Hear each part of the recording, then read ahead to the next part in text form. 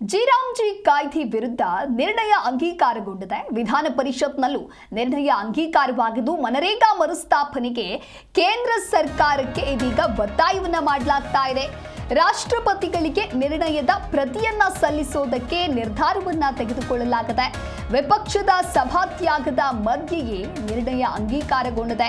G ಕಾಯ್ದೆಯ ವಿರುದ್ಧ ದೊಡ್ಡ ಮಟ್ಟದಲ್ಲಿ ಚರ್ಚೆಗಳೆಲ್ಲವೂ ಕೂಡ ಆಗ್ತಾ ಇತ್ತು.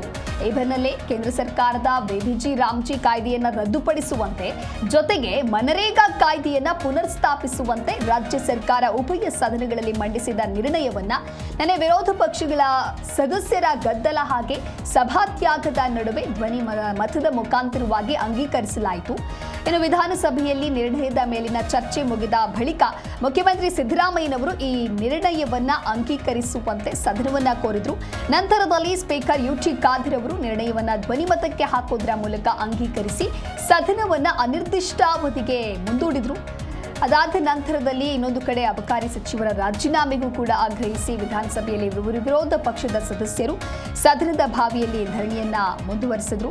ಒಟ್ಟಾರೆಯಾಗಿ ಜಿ ಕಾಯ್ದೆಯ ವಿರುದ್ಧ ಈಗ ನಿರ್ಣಯ ಅಂಗೀಕಾರಗೊಂಡಿದೆ. ವಿರೋಧದ ಮಧ್ಯೆಯೂ ಕೂಡ ಕೇಂದ್ರ ಸರ್ಕಾರ ಜಾರಿಗೆ ತಂದಿರುವಂತಹ ಜಿ ಕಾಯ್ದೆಯನ್ನ ವಾಪಸ್ ಪಡಿಬೇಕು, ಹಾಗೆ ಮಹಾತ್ಮ ಗಾಂಧಿ ಗ್ರಾಮೀಣ ಉದ್ಯೋಗ ಖಾತ್ರಿ ಕಾಯ್ದೆಯನ್ನ ಮರುಜಾರಿಗೊಳಿಸುವಂತೆ ಒತ್ತಾಯಿ ಸಿಎಂ ಸಿದ್ದರಾಮಯ್ಯ ಮಂಡಿಸಿದಂತಹ ಅಧಿಕೃತ ನಿರ್ಣಯವನ್ನ ವಿರೋಧದ ಮಧ್ಯೆಯೂ ಕೂಡ ವಿಧಾನಸಭೆಯಲ್ಲಿ ಅಂಗೀಕಾರ ಮಾಡಲಾಗಿದೆ. ಕೇಂದ್ರ ಜಾರಿಗೆ ತಂದ ಜಿ ಕಾಯ್ದೆ ವಿರುದ್ಧವೇ ನಿರ್ಣಯ ಮಂಡಿಸುವುದಕ್ಕೆ ಸರ್ಕಾರ ವಿಶೇಷವಾಗಿರ್ತಕ್ಕಂತಹ ಅಧಿವೇಶನವನ್ನ ಕರೆದಿತ್ತು. ಮನರೇಗಾ ಪರವಾಗಿ ಜಿ ವಿರುದ್ಧವಾಗಿ ಸಿಎಂ ಸಿದ್ದರಾಮಯ್ಯ ಸದನದಲ್ಲಿ ನಿರ್ಣಯವನ್ನ ಕೂಡ ಮಂಡಿಸಿದ್ರು ಮೊನ್ನೆ. ಅದಾದ ನಂತರದಲ್ಲಿ ಆ ಒಂದು ನಿರ್ಣಯವನ್ನ ಸ್ಪೀಕರ್ ಮತಕ್ಕೆ ಹಾಕಿದ್ರು. ಧ್ವನಿ ಮತದ ಮೂಲಕ ಖಂಡನಾ ನಿರ್ಣಯ ಅಂಗೀಕಾರವಾಗಿದೆ ಅಂತ ಹೇಳಿ ಸ್ಪೀಕರ್ ಯುಟಿ ಖಾದರ್ ನಂತರದಲ್ಲಿ ಪ್ರಕಟಿಸುತ್ತಾರೆ. ನಿರ್ಣಯ ಅಂಗೀಕಾರವಾದ ಬಳಿಕ ಅನಿರ್ದಿಷ್ಟಾವಧಿಗೆ ಕಲಾಪವನ್ನ ಮುಂದೂಡಲಾಯಿತು.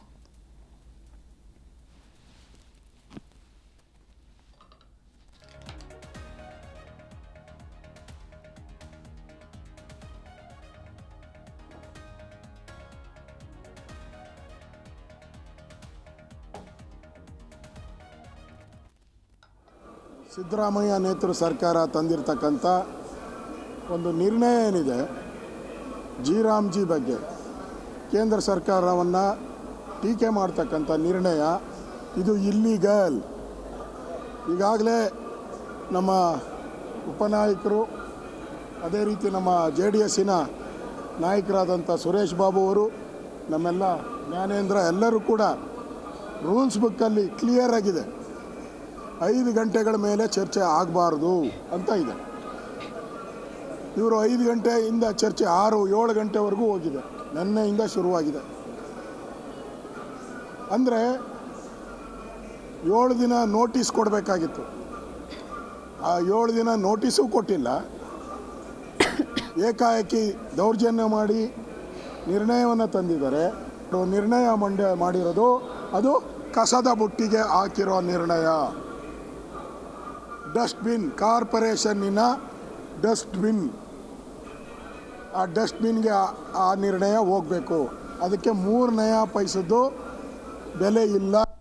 ಇವತ್ತು ಕೇವಲ ನಕಲಿ ಗಾಂಧಿಗಳ ಹೆಸರನ್ನು ಇಟ್ಟುಕೊಂಡು ರಾಜಕಾರಣ ಮಾಡುವಂಥ ಈ ಕಾಂಗ್ರೆಸ್ದವ್ರಿಗೆ ಒಂದು ಕಾನೂನದಲ್ಲಿ ಒಂದು ಅಭಿವೃದ್ಧಿಯನ್ನು ಮಾಡಿ ಉತ್ತಮವನ್ನು ಮಾಡಿ ಅದರಲ್ಲಿ ಲೂಟಿ ಹೊಡೆದು ಕಡಿಮೆ ಆಗ್ತೈತೆ ಅಂತಂದ್ರೆ ಅದರ ಮೂಲಕ ಉತ್ತಮ ಅಸೆಟ್ಗಳು ಏನು ಕ್ರಿಯೇಟ್ ಆಗ್ತಾವೆ. ಇನ್ನು 2 ವರ್ಷದಲ್ಲಿ ನಮ್ಮ ದೇಶ ನೋಡ್ತೈತಿ ಈ ಜಿ ಕಾನೂನಿನ ಮೂಲಕ ಪ್ರತಿಯೊಂದು ಗ್ರಾಮದಲ್ಲಿ ಕೂಡ ಇಡೀ ಗ್ರಾಮ ನಿಬ್ಬರಿಗಾಗಿ ನೋಡುವಂಥ ಒಂದು ಯೋಜನೆಗಳಲ್ಲಿ ಕಾಣಕ್ಕೆ ಶುರು ಆಗ್ತಾವೆ. ಅದ್ರ ಮೂಲಕ ಕಾಂಗ್ರೆಸ್ಸು ಯಾವ ರೀತಿ ಕೆಟ್ಟ ಕೆಲಸ ಮಾಡ್ತಿತ್ತು ಅಂತ ಜನರಿಗೆ ಗೊತ್ತಾಗ್ತೈತಿ. ಹಾಗಾಗಿ ಅದಕ್ಕೆ ಹೆದರಿ ಇವತ್ತು ಯಾವುದೋ ಒಂದು ಸುಳ್ಳು ನೆಪ ಇಟ್ಕೊಂಡು ಇವರು ಈ ಕಾನೂನನ್ನು ವಿರೋಧಿಸುವಂಥ ಕೆಲಸ ಮಾಡ್ತಿದ್ದಾರೆ. ಆದರೆ ಪ್ರತಿಯೊಂದು ಗ್ರಾಮದಲ್ಲಿ ಪ್ರತಿಯೊಂದು ಹಳ್ಳಿಯಲ್ಲಿ ಅತ್ಯಂತ ಹಳ್ಳಿಯ ಮುದುಕಿಗೆ ಕೂಡ ಹೋಗಿ ತೋರಿಸಿದ್ರೆ ಗೊತ್ತು ಇದು MNGRGಯಲ್ಲಿ ಏನು ಕಾನೂನಿದೆ ಮನ್ರೇಗಾ ಕಾನೂನು ಇದ್ರ ಬರೀ ಲೂಟಿ ಹೊಡೆಯೋ ಕಾನೂನು ಅಂಥೇಳಿ.